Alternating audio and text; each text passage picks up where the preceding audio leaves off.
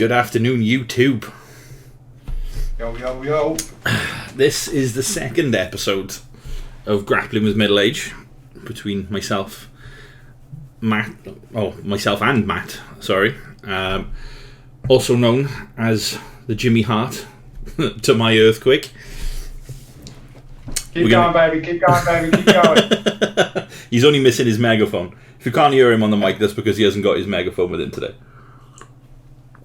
But today we're going to carry on talking about our Wrestling Rushmore. I mean, we covered the first one last episode, which was Stone Cold Steve Austin. And now we're moving on to arguably the greatest of all time. And this is where I hand it over to Matt, because Matt is the authority out of the two of us on this gentleman. Matt, if you want to introduce. Yeah. So we are going back quite a way this time for the 88 Clash of Champions main event between Flair and Sting. So it was 88 Clash of Champions at Greensboro Coliseum in North Carolina. The ref was Tommy Young, and this is pretty much where Sting pretty much got over this match, didn't he? Yeah. Well, I've watched this match loads of times. I think Chris has watched it for the first time probably ever today. I think, I watched it earlier for the first time. I've seen bits of this match, you know. You see it on highlights, don't you? But I've never watched it in its entirety. They've wrestled plenty of times, and probably a few times prior. But this is the one where you kind of really got the feeling that Sting's going to be a megastar. 100%. You can feel. You can see the point where Flair puts him over, and you can see the point where he turns him into a star. Yeah, the fans are. They're there for him to start off, but they are desperate for him. Yeah. Go out. You could. That was one thing I remember from watching it this morning, where they did the judges finish, didn't they? I mean, it's not a spoiler. It's like almost 40 years old, this match. So it ends in a draw, and if you look at the crowd when they're filming the judges, aren't they? Yeah. And there is a guy in the background behind the judges. He's livid. He's absolutely incensed that one of them has picked. As one of them has picked, I can't remember which one it was, and the security guard has to go over and tell him, "You sit down," and he's going nuts. Like you said, 40 years on, and it still annoys me a bit that Sting don't win the title of this match. I think Sting should have probably won it, but I can understand. If it had been on a pay-per-view, like a proper pay-per-view, it probably would have. But because this was sort of like a weird TV pay-per-view that was kind of a kickback of Vince sticking on Survivor Series to screw over Starrcade. Like, it was a bit of a freebie. I could give it a telly like that. It was a grab, wasn't it? The actual card itself for the rest of the show is a pretty good card. Yeah. I thought. The only other match off that card I've watched is the Road Warriors and Dusty versus what was it? What's his name? What are their names? It's the Barbarian. Oh, not the Barbarian. And Hercules. Might be. Yeah, the Powers of Pain or something, isn't it? And there's someone else there. It's the match with the barbed wire, the unsanctioned match with the barbed wire wrapped around it, and Animal's got the metal, the hockey mask on. Yeah. Man, there's a story for another day. It's the Road Warriors or Legion of Doom when we get onto our tag team stuff. Here we go. But yeah, like you said, this was the first time I'd seen this match properly, and I had absolutely no idea until this day that JJ was up in a shark cage. What was the point? I think because obviously at the time he was running interference Flair like nobody's business, and this was a let's try and keep it clean as clean as you're going to get in Yeah. a match. And to be honest, even the dirty tricks in this match they're done so cleverly and discreetly. Not even discreetly, some of it's really blatant, but like, it's done such, for want of a better word, flair, that it works. Like, I fully enjoy Flair's heel work. Oh, 100%. He is the dirtiest player in the game. That is the best nickname that you could have ever had for him. Yeah, and it's not sort of dirty work that you would see now, like with loads of stuff like that. It's all just the classic clever tricks of hanging on the ropes and that was good. Yeah. I like that. Where he's got Sting in the figure four. Yeah, and when they do cat and mouse with him and Tommy Young. Yeah. Tommy looks at him, he's letting go, and then as soon as he looks quite back on it, like, it's really good. He's the master. He is the master, and it works because he's probably the best there has ever been at putting his opponent over and making them into like a credible threat. Oh yeah. And like, if you think about the match itself, the majority of Sting's offense is hip tosses, side headlocks, and at one point about a 4-minute bear hug. Yeah, I forgot about the bear hug. Brilliantly through all of that. Like, Flair screaming, oh God, my back, throughout all of it is wonderful. It's like, and another thing that I really enjoy about it is the camera work is done so well. Yeah. Because it posts when it needs to be and pans out when it needs to be. And if you look at this now compared to like current WWE product, they are so close to it. Yeah. They can't work the way that someone like Flair used to work, where you wouldn't see what's going on. Like, I mean, you see the little slaps and everything, and I know this must be all sort of, if I'm going to do this to you twice, this is what we're going to next. Like, and it's all very cleverly done, but it doesn't look out of place. Yeah. It all looks believable. It all looks reasonable. It's just that's 45 minutes. It was surprisingly long. I think it was JR at the start of it, and that's another factor in this match as well. You've got JR and Tony Schiavone. I've got a bit in my notes where it just says JR loses his shit. It really does. Like, and this is when JR was like approaching best in the business. Yeah. For me, because I can take or leave current JR. I mean, I can take or leave the last 15, 20 years. Yeah. Like, at this point, him and Schiavone are untouchable. Now, I like JR a lot. I love Schiavone. Yeah.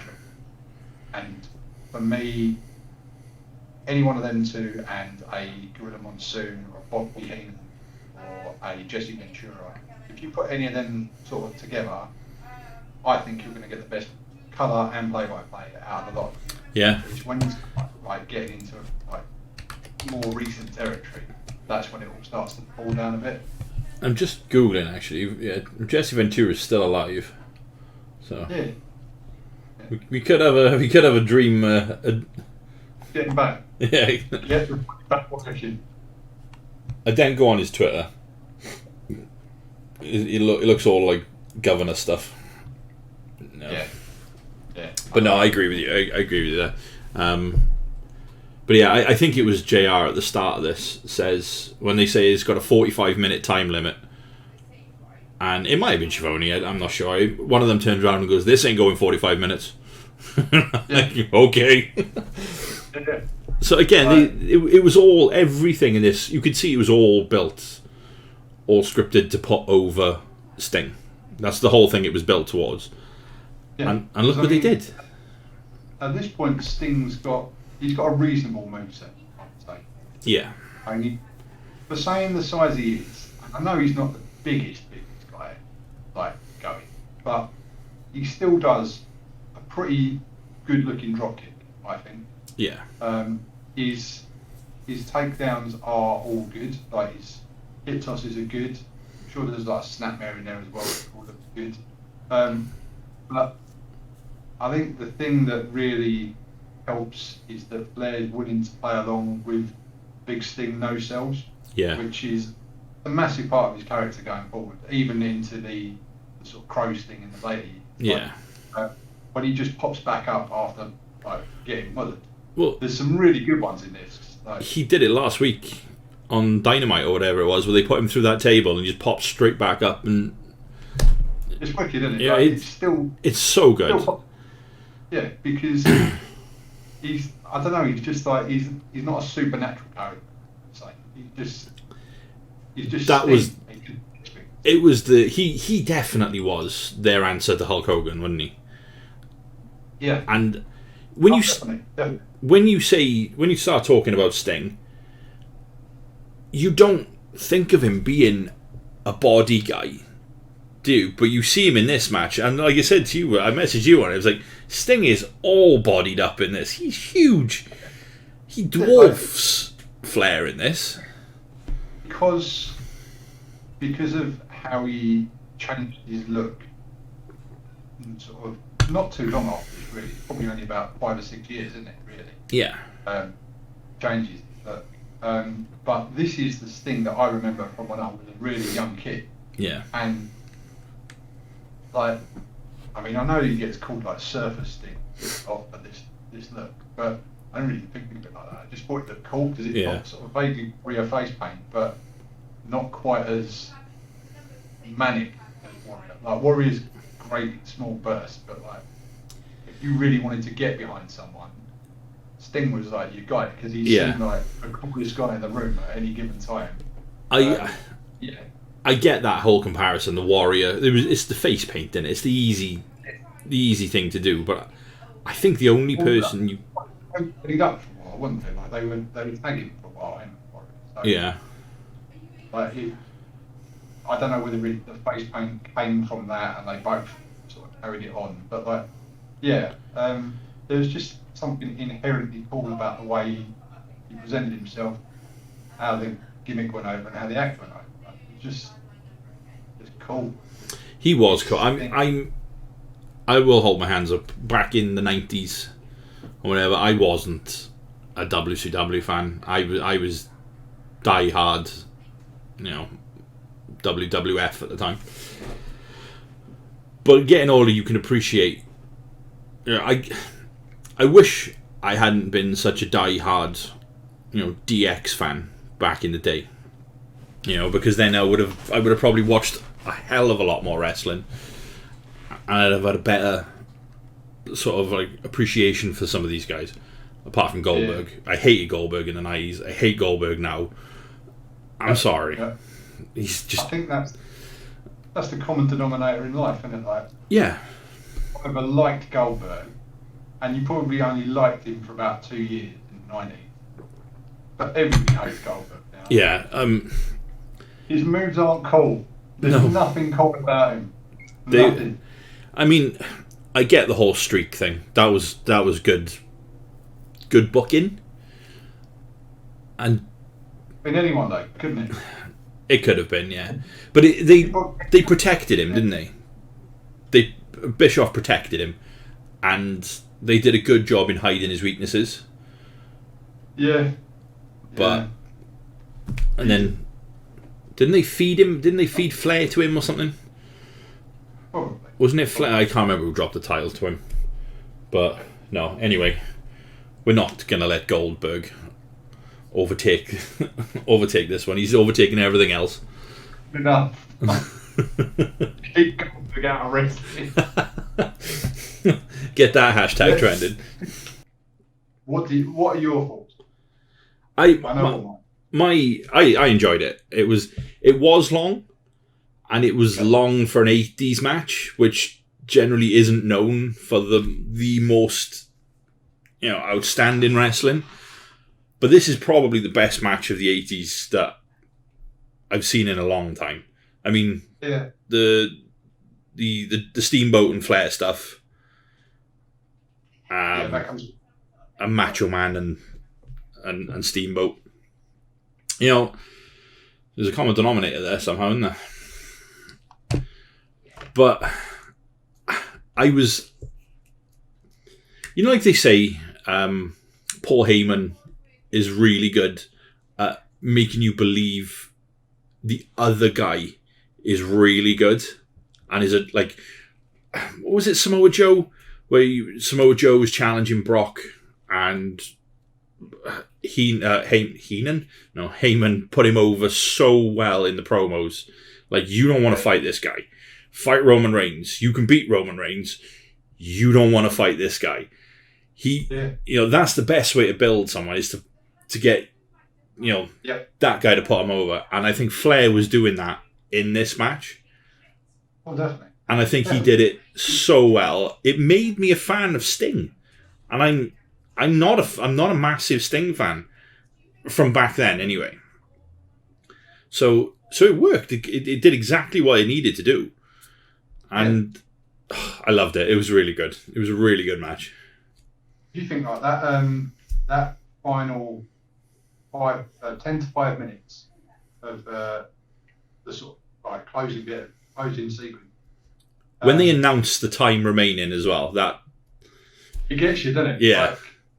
Because I've got notes. I've got notes on notes. He's got notes. I've literally got an A4 page where it starts at the top, 5 minutes remaining, and I know I've got a full page of notes for after that, because that final 5 minutes gets you so hooked in, because you're in your head, you're like, is there enough time for him to get his big baby face comeback?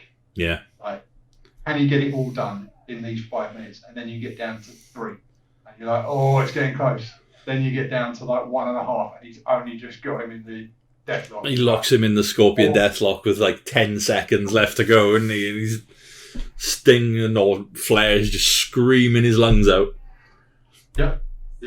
That's a bit of foreshadowing that, because you think that Bret Austin match,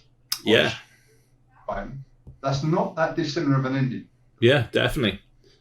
And like the ending of that match is a bit of a kick in the pants, and this is a little bit of a kick in the pants. But if you've been watching this at the time, you would be desperate to get to the next TV show. Yeah. 100%.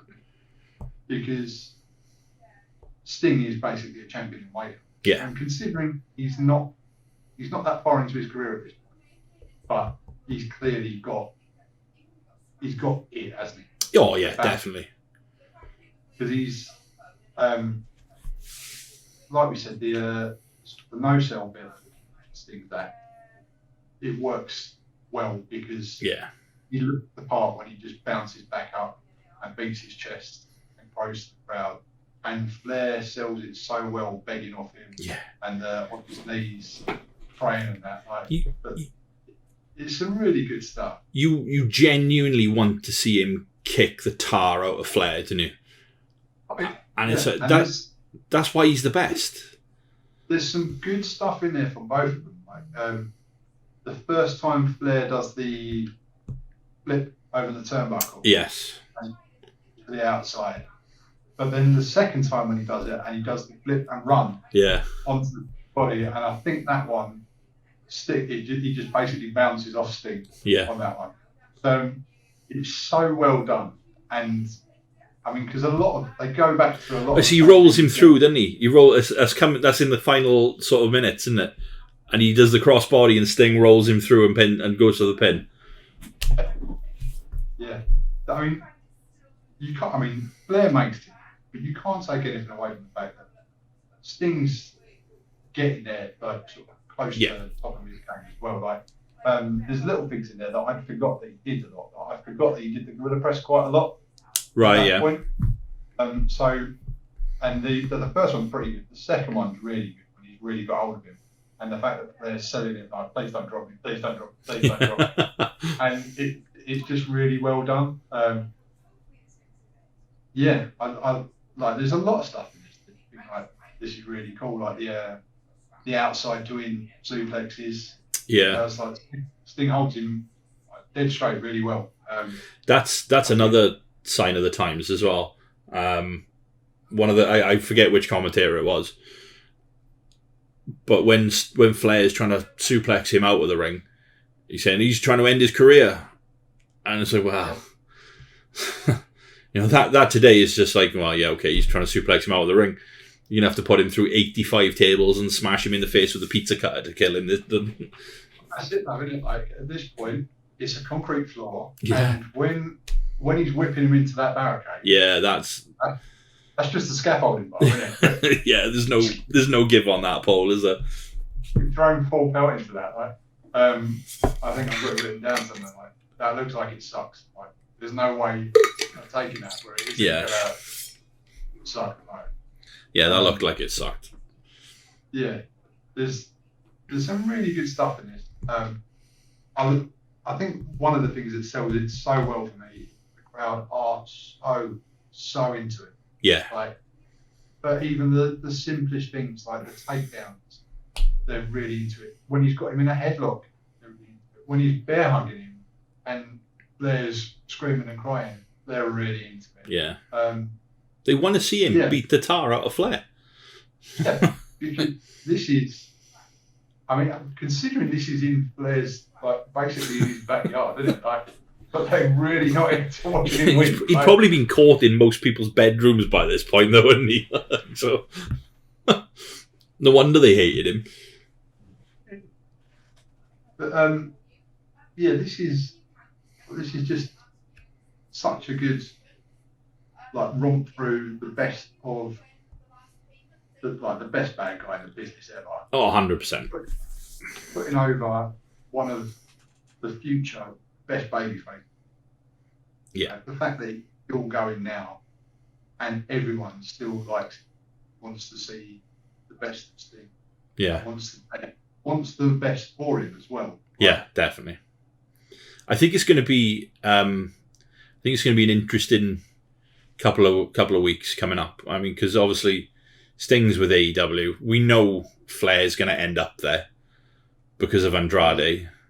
So it would only apparently, hasn't he already? I want to see that. But I want to see that little confrontation. They're quite good friends outside of. Yeah. And so, yeah, it's gonna be nice to see them. It doesn't, like I said, don't get me wrong, I'm not saying now you want to get like 90-year-old Ric Flair or whoever old he is back in there bumping around for Sting again. But I just want to see them passing.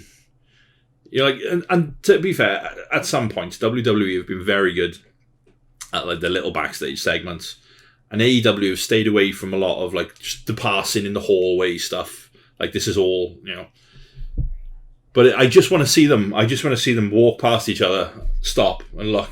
That's all I want. I just want that little spark. You need an Andrade match, potentially to end, and a Darby Allin thing to need to kick off straight away afterwards. Yeah. So that they pass just on the ramp. That would do. Like, yeah. That's all it needs, isn't it? Like just little things like that. Like, I mean. Yeah. At some point, we are going to get Darby versus Andrade. Yeah. And that's all it needs is one little spark. Just to get that. Like you said, I don't think Flair should get in there for a match. I know he got in there with Kenny Omega, but he didn't take a bump, did he? That's not his role. No. Let's leave it be. Yes. So I don't want to see Flair bumping around. All right, that's not what I'm saying. I just want to see him face to face with Sting again. Just like, yeah, beg off him one more time. That'd be good. Yeah. JJ's still around. We can get a shark cage and get him. Who would your fourth man be then? Because you've got Arn, you've got Tully. Got Rick. Who do we bring in? One of the many fourths that there have been over the years. Well, JJ's been there, hasn't he? He came out with them. So why not? They're all there. Yeah. Barry Windham still alive? Let's go to Google. I don't think he is. Is Barry Windham dead? Barry Windham. No, he is. Oh, let's write Big Bad Barry in there. God, he only retired in 2004. Yeah, you say only. That's 17 years ago. Don't do that.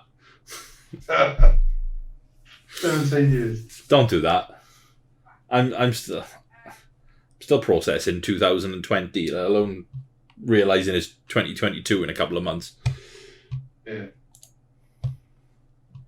Yeah, I think... Oh, God. This Sid. Let's not bring Sid back for it. No.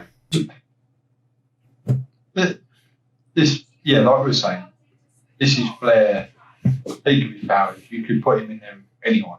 Yeah. Get him over. This solidifies Flair as the kingmaker for me. Yeah. This works specifically for me. Sting is one of my all-time favourites. One of my earliest memories of wrestling. Watching Sting. So, yeah. This is like the perfect storm of 80s wrestling. Yeah. Like, watching two of my absolute favourites, like doing the business like nobody else. Like, there's some lovely little few bits in this match that I really like. When he's in the bear hug on the floor, when he's taken him down, I mean, he's been in that bear hug for 2 to 3 minutes, I think, at this point. Yeah. They're on the floor, and Sting does that lovely little sort of almost like a headstand when he's still got the hug, and just sort of goes up and goes back down again. And it's cool because it's, I mean, I know a bear isn't really doing much most of the time, and all of the wrenching like this isn't. It's all for show. But if you've done that for 2 minutes, you've got to improve on it a little bit, and that up and down, it looks cool. Yeah. It looks cute. Yeah, definitely. But yeah, there's some good stuff. I like the sunset flips into the ring. You don't see that enough anymore, I don't think. I like Flair's one straight down, catches the rope straight away, and the ref just looking at him like, what are you doing? Come on, man. Hey, I'm not that stupid. Yeah. It was that was the that was in the countdown again, wasn't it? There was like 5 minutes left or something. He just drops to his knees.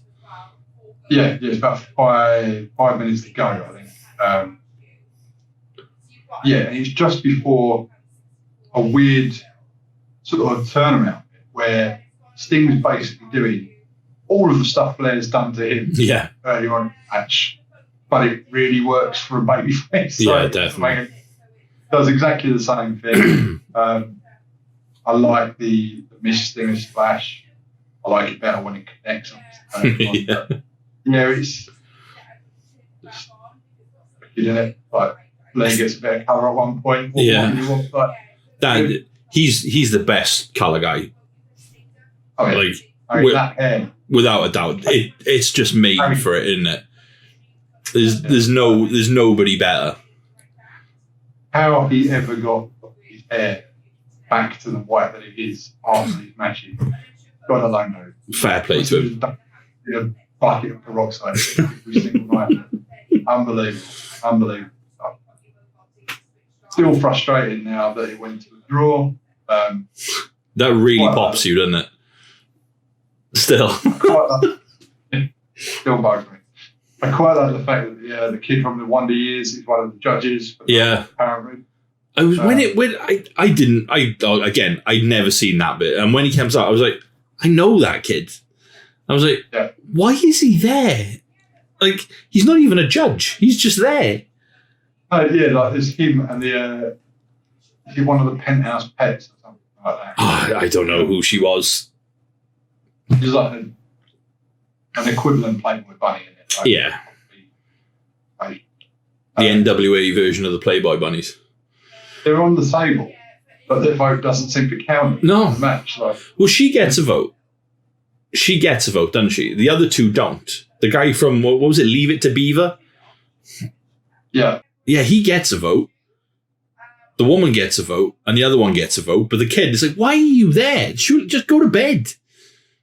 Very odd. Get him out of here. But no. I mean, my favourite thing about this match, about the judging of this match anyway, is that guy in the background going absolutely loopy. It's justified. Absolutely. But that's what good pro wrestling should do, isn't it? Yeah. You should get a reaction. Like, and I mean, the amount of time I've got written down in here, I'm willing him on now. Like, I know that, but I'm getting into it now. Yeah. Maybe this time, maybe this watch show, this one's going to be the one where the judges get it right. But that's perfect pro wrestling. Yeah. This is a great match to showcase classic professional wrestling. Yeah, I would say so, because there's a bit of high risk stuff, but it's not the high risk that you see today. No. But it makes sense in the context of a match, doesn't it? Like, getting your head shot of a steel ring post in those days. That is high risk. Yeah. Because there's nothing in there, and you've got to take it properly. Like, so I think that pretty much covers everything for this match. We probably put Sting over more than we put Flair over in this match, to be fair. But I think that pretty much covers everything for this match, and it does solidify Ric Flair as arguably the greatest that's ever done it. And on the next episode of Grappling with Middle Age, we're going to talk about what some people would say is the controversial inclusion on our Mount Rushmore of wrestlers. It's Chris Jericho. And in particular, his match against Shawn Michaels at WrestleMania.